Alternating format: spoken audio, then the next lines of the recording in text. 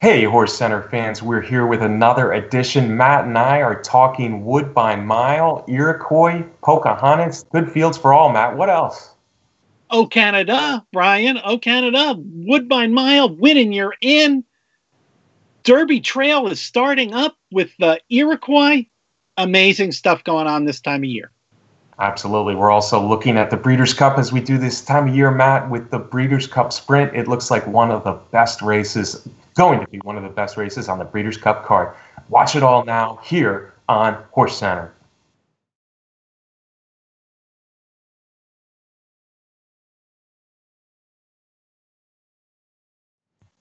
Welcome to another edition of Horse Center, everyone. I am Brian Zipsy, and as always, I have the excellent pleasure of being joined by my co-host to the East Coast. That's Matt Schiffman. How are you today, Matt? I'm good, Brian. I was thinking about wearing my rain jacket, even inside, to do the show. It just seems like it's rained every day up here in New Jersey. But let's do another show. Well, Matt, I'm going to have to bring your energy level up because we're doing Horse Center. We're talking lots of things here today, Matt, starting with the biggest race of the week. It's the Woodbine Mile. Not only is this one of the biggest races in Canada, Matt, but it's also one of the biggest preps for the Breeders' Cup Mile, and I think this year is no exception. 9 horses, Matt, and there's not a real long shot in the bunch. This is a pretty good group. It is a good group, and of course, it's a win and you're in race for the Turf Mile at the Breeders' Cup, and it's a race that has produced the Turf Mile winner a few times in the last decade. Of course, most recently with World Approval, and then a few years before that, twice with the great Wise Dan. Absolutely, Matt. There's been a lot of good horses that have run up in Canada for the Woodbine Mile. This year, I think we're going to get some of the top American milers.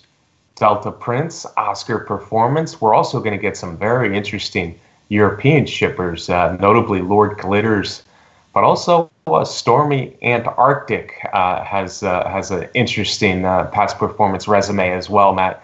As I said, there's no real throwouts in the bunch of 9, but let's start at the top. The morning line favorite is Delta Prince. This is the horse we both picked to win at Saratoga, but he just missed against Voodoo Song. Yes, Brian, and I don't know. I was a little surprised that Delta Prince was made the 5-2 morning line choice. But if we go back to the race before the 4-Star Dave, which was Delta Prince's first start of 2018, that was at Woodbine, and it was a very nice win in a grade 2 up there. So I think that was part of the line makers thinking there. Like you said, Brian, we both liked Delta Prince going into the 4-Star Dave. My concern was maybe that he'd be a little short with just one race heading into that 4-Star Dave, and maybe that turned out to be the case. He made a move that looked like was going to be a winning one, but Voodoo Prince was too good on that day. So I think that Delta Prince will get a lot out of that very strong second place and come into the Woodbine Mile in top form. Oh, absolutely, Matt. And I think the morning line odds maker here at Woodbine got it exactly right. I think he's on the favorite here. Delta Prince was very impressive last time he ran at Woodbine in that King Edward win a few starts ago. This is a horse that's just bred to the hilt, Matt. He is coming into his own finally, full of maturity now and completely healthy for trainer Jimmy Jerkins. And certainly one of the horses to beat, but I think on paper, the one that looks the best coming in. Last race was a really good prep. Voodoo Song dug in late and held him off, but Delta Prince should move forward again off that race and coming back to Woodbine where he did so well. Certainly a horse that they all have to beat up here. But then we go to Oscar Performance, and I think the reason Oscar Performance, Matt, won't be the favorite, of course, is because of that Arlington Million performance. It seemed nothing went right for him that day. The Brian Lynch trainee, multiple graded stakes were on the grass, was coming off a beautiful return win in the poker at Belmont, where he matched a world record on the grass. He broke the track record easily at Belmont Park. Then he went up to Arlington, and things just didn't go well from the outset.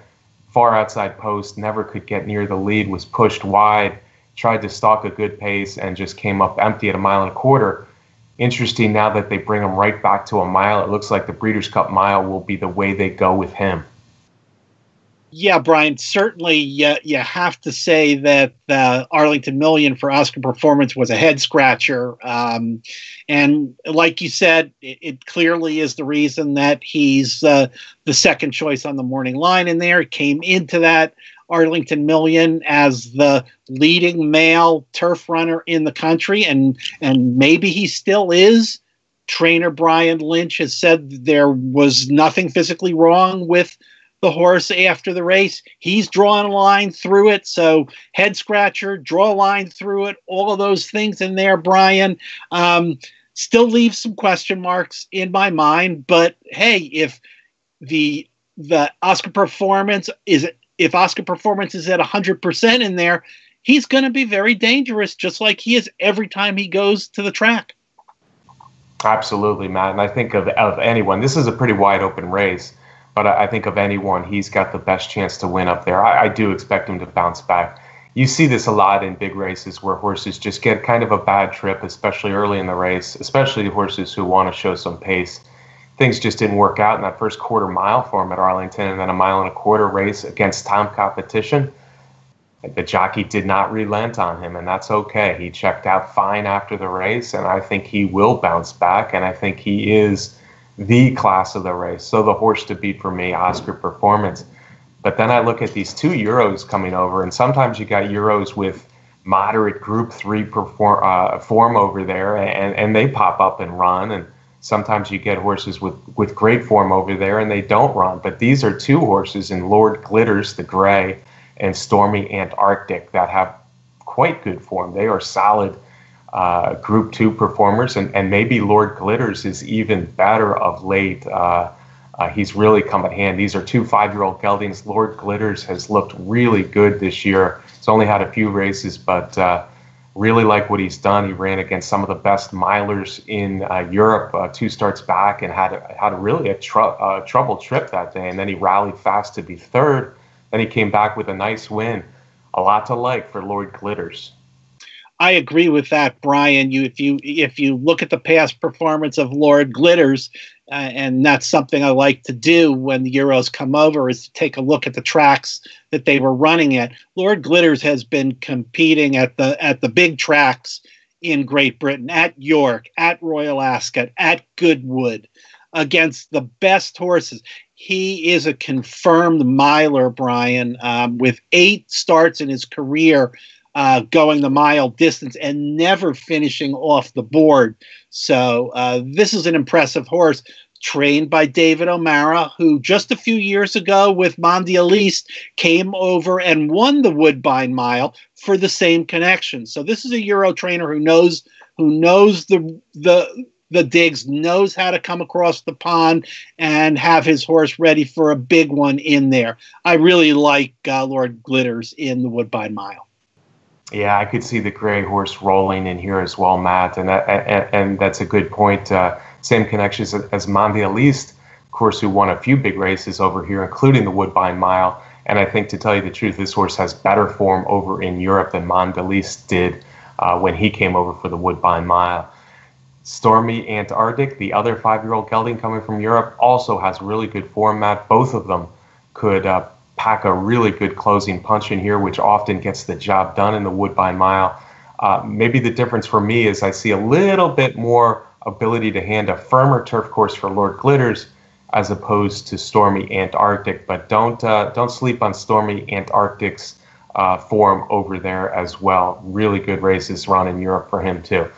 First time Lasix as well. Matt, who else haven't we mentioned? I think Mr. Haverkamp is a must mention in here because his record at Woodbine is just sparkling. He hasn't raced a lot this year at 4, but in the Play the King, he looked like he was ready to possibly defend the home turf for the Canadian team.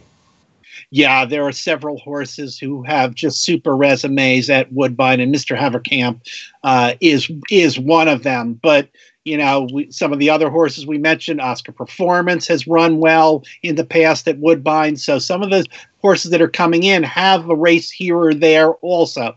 And I agree that's a big advantage for Mr. Haverkamp. Although in my mind, I think he may be just a notch below the top three that we talked about class-wise. Yeah, that's true. It would be a step up for Mr. Haverkamp, but there's nothing in his past performances that really tells me he's not up to this challenge. So an interesting horse for the home team. The other home team is Vanish. He does look a little bit cheaper for sure, but he is getting better as well. Then you got the always rallying to Visadero trying to win another one. The filly, La Sardine, certainly has a lot of speed, and she has a very good record this year. She was beaten by the males last time, but one to watch, especially at least as a pace presence. And then Good Samaritan gets blinkers off, Matt, and he comes back to the turf for the first time in more than a year. Yeah, that's what's interesting about Good Samaritan. It's kind of the reverse Bill Mott scenario here, because we remember that Good Samaritan was strictly a turf horse, and then Bill Mott moved him to the dirt for the Jim Dandy in 2017, and they won that race. And he's been exclusively running on the dirt since then, in grade ones and grade twos, knocking heads with the very best of the older male division, and now switches back to the grass. So interesting scenario there. I think we should also mention, the pace scenario in the race. You mentioned La Sardine as a potential pace setter in there, and certainly Oscar Performance likes to be close to the lead or on the lead. Those are the only two that seem to want to be going early. So I think that certainly plays to Oscar Performance in here. He's going to most likely have much easier chance to run the kind of trip that is beneficial for him. Yeah, that's true. He should get the stalking 2 position behind the filly, probably. On the other hand, I would say Mr. Haverkamp, Delta Prince, and maybe even Lord Glitters have the ability at least to be in the picture early, so they could make their move on the turn as well. Matt, I'm sticking with Oscar Performance. I hope I get some odds in here with the Arlington Million debacle, but I just think he's the best horse in here. Tough race, though. Yeah, Brian, and as I hinted to before, I'm going to go with Lord Glitters. I think, over in Europe, the mile is the prestige distance, and that's where the best horses are. His trainer knows how to come to North America. I'm going to go with Lord Glitters. Yeah, he certainly has a big shot.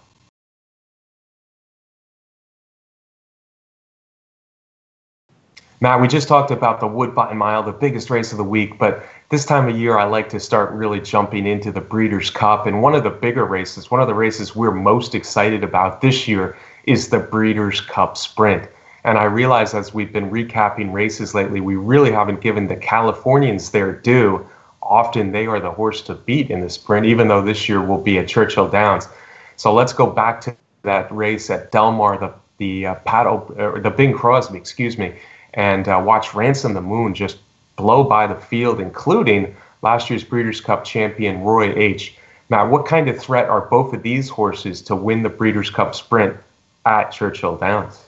Well, that's the big point that you're making, Brian.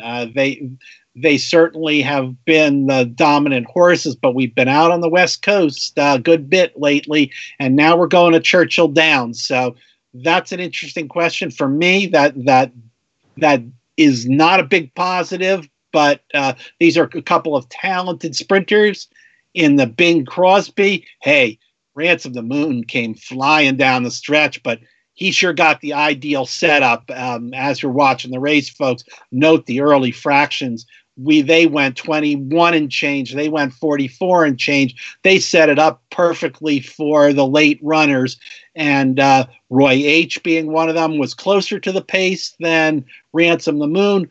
Roy H. was making a little bit more of a steady move and was able to get past those pace setters. Looked like he was maybe going to get the win, but Ransom the Moon was making the second move and the best move, and he came flying down the middle of the track and took the Bing Crosby by a clear margin in there.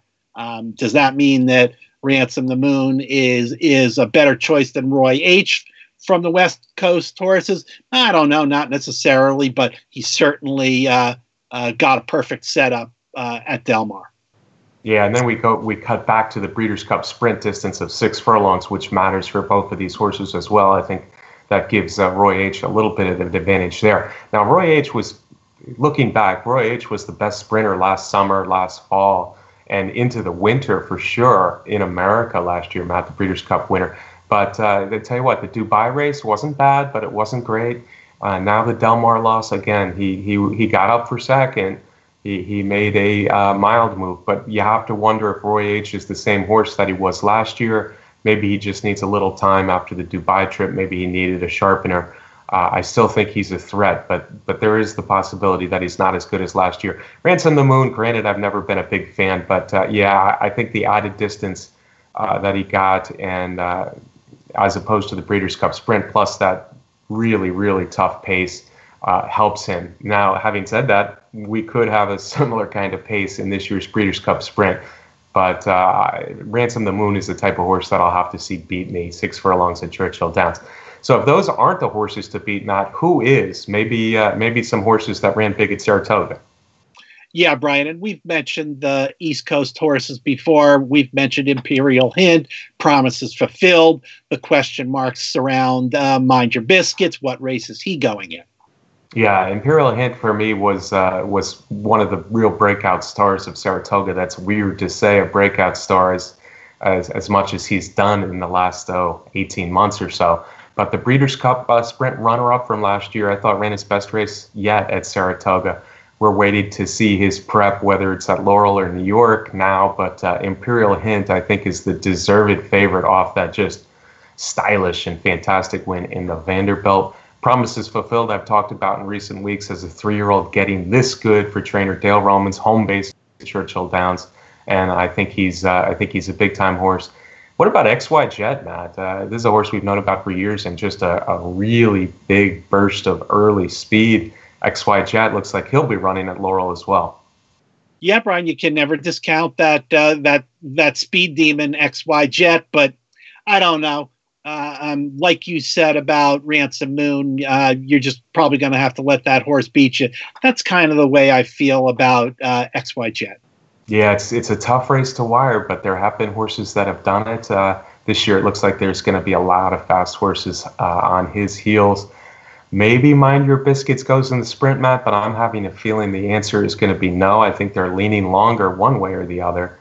Maybe horses that have a little bit more ability to rally at Churchill Downs than Ransom the Moon. I'm just hypothetically spitballing here, but you gotta worry about Limousine Liberal and Whitmore, 2 horses with a lot of experience, especially Limousine Liberal at Churchill Downs. And then I want to throw out one more name, Matt. You can just riff on any of these horses I'm mentioning. Army Mule is back in training, and who knows how talented that Vinny Viola, Todd Pletcher, undefeated Army Mule is. Well, we know how talented Army Mule is. He is just spectacular, never lost a race, and just been dazzling in all the performances. And every one of them comes off of a layoff because he really hasn't been able to put 2 races together in a row. So, yeah, Brian, that horse is a wild card coming out of the Todd Pletcher barn. Absolutely. We'll see if Pletcher can get a prep in. Time is running out for Army Mule, but with his talent, he could be the threat in a Breeders' Cup Sprint cold. But on the other hand, with horses like Ransom the Moon, Roy H., Imperial Hint, Promises Fulfilled, XY Jet, Limousine Liberal, Whitmore, maybe Mind Your Biscuits, you see why we're excited about this race, and that would be a tough race for Army Mule to return in. But this Breeders' Cup Sprint, man, is looking like one of the highlights of the World Championships for me.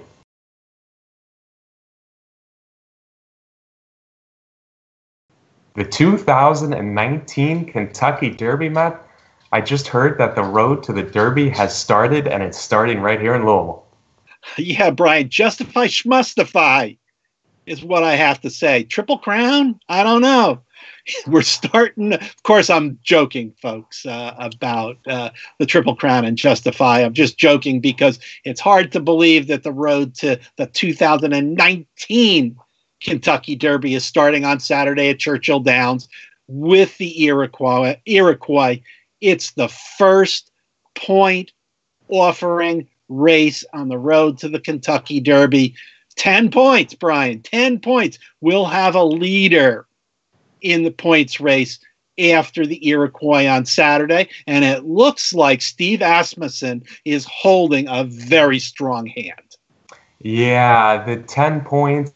I'm looking forward to next year's Kentucky Derby. Why wouldn't I be looking forward to a race that's 8 months, 9 months away? The Kentucky Derby is always fun to look ahead to, and 10 points, you never know. It could matter come Kentucky Derby time when horses are trying to get in or getting just left out. So these 10 points are something at least to take note of. But more importantly for me, we have a really full field of interesting 2-year-olds.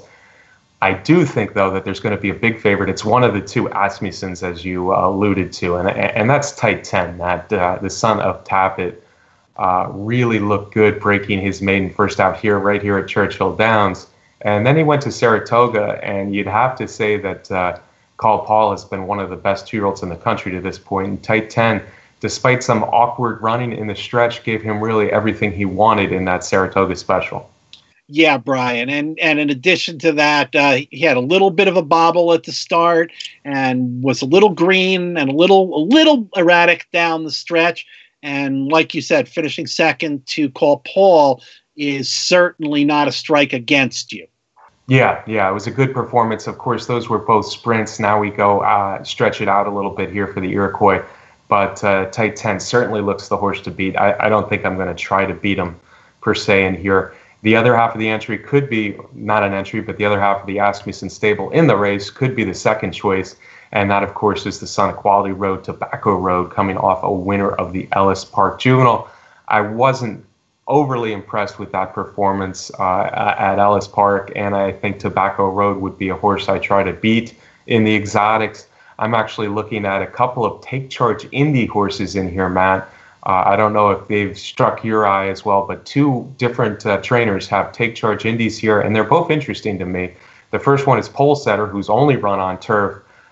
He is getting blinkers after 2 runs on turf for Brad Cox. Florent Giroux is in the saddle, and that's always a tough combination. So I think Pole Setter might do something in here. And then the other one is Everfast, who's only made 1 race. And Dale Romans doesn't always have his first-time starters at Ellis Park ready to run, but Everfast was able to get just up in a race at Ellis Park. So I think both of the Take Charge Indies might offer some value playing along with Tight 10. Yeah, and as you mentioned, with the Brad Cox horse going from turf to dirt, that seems to be a pretty successful pattern lately. I'm just going to throw another name in there. That's Cairo Cat. I'm going to throw that one in because Cairo Cat won at Saratoga, going 7 furlongs, and I like that. He won it, and he had a distance. That was in a race. He beat 2 pretty good horses in there. Trained by Kenny Mcpeak. Mcpeak got really hot up at the Spa in the last couple weeks of the meeting. He seems to have continued that at Kentucky Downs. So McPeak's going well, and he's always kind of sneaky. So Cairo Cat is, I think, a horse that's going to get good odds also. Yeah, I'm glad you mentioned him. He was another interesting one in here for me as well. Cairo Prince's first crop for Cairo Prince has been running, and you're right, McPeak is doing really well lately. So there are some interesting horses. Unfortunately, I come back to the favorite off his first 2 races, Tight 10. Looks like he could be one of the best 2-year-olds in the country, at least in my eyes. Yeah, Brian, I agree with that. But if I'm making a pick, I'm going to go with Cairo Cat. Cairo Cat, all right, Matt, I like it for some odds.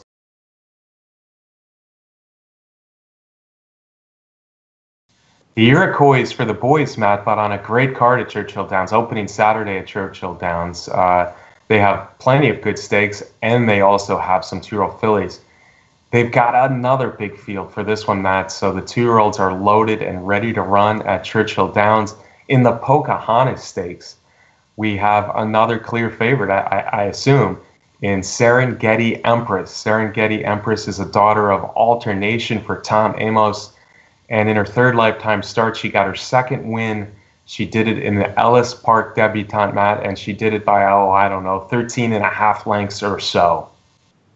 Yeah, Brian, there's no question that we're going to have a favorite in the Pocahontas. This Tom Amos trainee deserves to be a big favorite.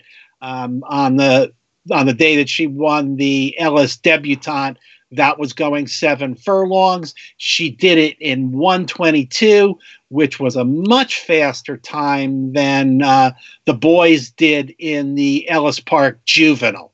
Yeah, and that was Tobacco Road, who could very well be the second choice in the Iroquois. So an impressive performance, to be sure, from Serengeti Empress. Although Matt, you know what? Of the two clear favorites, Type 10 in the Iroquois and Serengeti Empress in the Pocahontas, I kind of think that Serengeti Empress might be the one that's a little bit more vulnerable here. And maybe that's just because I like another horse in here so much. And the horse, of course, I'm talking about is Love My Honey, the daughter of Shackelford from the Mike Maker barn. Really impressed with the race she ran at Saratoga, her debut performance, and she won nicely there. And the filly she beat is another filly I'm watching. She came right back to win as well. So Love My Honey.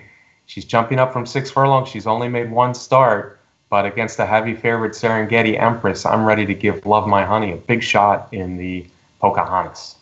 Well, no doubt that's going to have a pretty good price on it also there, Brian. Let me throw a couple other names out there. Lights, Camera, Action, talking about Kenny Mcpeak again. This horse finished second at Kentucky Downs in the Kentucky Downs Juvenile Fillies. So we're making a turf to dirt move here for this daughter of Will Take Charge. There's an unbeaten horse, Taylor's Spirit, 3 for 3. 2 stakes wins, one at Louisiana Downs, one at Prairie Meadows. That is a daughter of Algorithms. Difference in class there on the circuits that running in, but hey, horse has never done anything wrong. Yeah, you don't know how good she is coming from Iowa and Louisiana. Both of those are more experienced fillies, and of course that's what I worry most about. My pick, Love My Honey, with only the one race. We didn't even mention the filly that just came off a big Del Mar win after not doing much in her career debut. Splashy Kisses, the daughter of Blame for trainer Doug O'Neill, really came through with a nice maiden win at Del Mar. She ships in for this, obviously pointing for the Breeders' Cup as well. So lots of interesting options behind the favorite. Matt's talking Kenny Mcpeak in both 2-year-old races a little bit. I think Love My Honey could be a really good daughter of Shackelford for trainer Mike Maker. Type 10 in the Iroquois, Serengeti Empress, they're going to be the favorites, but at least we gave you some options that might give them a run for their money in these nice 2-year-old races at Churchill Downs. Yeah, and in those big fields, Brian, anything can happen, so it's tough to take the favorite. Absolutely. Enjoy the 2-year-old races, nice races in their own rights, but of course we're looking forward to the Breeders' Cup at Churchill Downs and then the Kentucky Derby and the Kentucky Oaks. So this is our first really, really good look at some 2-year-olds that probably will be seen both in the Breeders' Cup and then as we move forward to the first Friday and Saturday in May. Folks, I want to thank you for watching HorseCenter every week. Matt and I sure do appreciate it. We also love seeing you out at the racetrack. If you haven't yet, don't forget to subscribe to our YouTube channel right here at Horse Racing Nation. We also need to thank some people, Matt. I'll start with our sponsor, Derby Wars, the best contest site out there. How about you? As always, I want to thank our producer, Brett Workman, for putting together the show. And hey, Brian, I wanted to ask you, you got any plans for next Thursday? Yeah, well, that's a good lead-in, Matt, for 2 reasons. Brett Workman, of course, has joined us as part of the team here at Derby Day Racing, our other venture outside of Horse Racing Nation and HorseCenter's Derby Day Racing. And of course, we are having our first partnership, a 2018 2-year-old partnership coming together, Matt. It's coming together nicely, as they say. Our filly, the daughter of Looking at Lucky, is Sooner Schooner. She is developing nicely. We think she's going to be a two-turn filly and get better and better, but she is making her first race. She's scheduled to run a week from today, next Thursday, September 20, right here at Churchill Downs. So we're beyond excited for the partners for that one. Also, our new colt, the son of Trapshot, grandson of Tappet, Pain Is My Gain, is settling in nicely now to the Buff Bradley barn. We're still collecting a few more investors. If you're interested, let us know. We might buy a third horse if we get enough investment. If not, we're happy with the two we've gotten. So we're moving forward, Matt. You're excited. I can tell. I sure am. And, folks, you're looking at such a great opportunity here. Two terrific horses that look good on the track and have great pedigrees, and a trainer in Buff Bradley who's won a couple of Breeders' Cups. It's a really special opportunity. Come on and join us. Well said, Matt. We're going to have fun no matter what happens. That's for sure. All right, folks, that's another edition of HorseCenter. Thank you for watching. And as we leave you today, we want to look at the comeback performance. It's been almost a year since she won the ARC. The top-notch 3-year-old filly, Enable, is now 4. She was on the shelf for months and months, but she made a return at Kempton Park. It was a short field on a synthetic surface at Kempton Park for the September Stakes, but she found big competition in Crystal Ocean, one of the top older males in Europe. But Enable did her thing. Watch it now. And they're off in the 188 bet September Stakes, and Frankie Dettori allows Enable to stride on and claim the early lead. Crystal Ocean will race in second early, and then Cribbs Causeway, and held up last of the quartet is Peak Princess. Coming up past the crowd at Kempton, and it is Enable who's out in front now by 2.5 lengths. She's lobbing along with an easy lead. In second place is Crystal Ocean, and in third Cribbs Causeway. As in Indian file, they go into their first turn with Peak Princess last, and now racing some 6 lengths off Enable, who goes now around the turn and on towards the final mile. So it is Enable, keen, and she's out clear by 2 lengths to Crystal Ocean, nicely settled for David Probert in second position. Now 3.5 lengths away, Cribbs Causeway and Kieran Schumacher in third, and a length and a half back to Ross Orion and Peak Princess as they make the run now down the Kempton back stretch, and it is Enable who has got the lead. Enable by 2 lengths to Crystal Ocean in second, and the tempo so far has been reasonable as they go towards the halfway point in the 40th running of the September Stakes, and the ARC winner Enable still has the lead, bidding to give Frankie Dettori his 3rd win in the race. Crystal Ocean now creeps a little closer in the hands of David Probert as they race on now towards the end of the back straight. The lead now for Enable is down to only a length and a half, as Crystal Ocean now is creeping a little closer as they're on the turn with 4.5 furlongs to go. Enable by a length and a tail to Crystal Ocean in second. Now there's a break of 5 lengths back to Cribbs Causeway, and then Peak Princess. They're about to complete the turn in, just over 3 furlongs to go. Enable still has the lead. Crystal Ocean is towards the outside with his tongue lolling out. They're coming now down towards the final 2 furlongs and towards the cutaway. It is Enable, and now Frankie Dettori tries to go through the gears. Crystal Ocean is going with her as they're racing down towards the final furlong and a half. Enable still has a lead of a length and a half over Crystal Ocean. There's a long break to the other 2. Inside the final furlong, Enable is striding out. She's now gone clear by 2.5 lengths. Crystal Ocean has no answers. Enable is back, and now it's off to Paris Longchamp. Enable wins the September Stakes.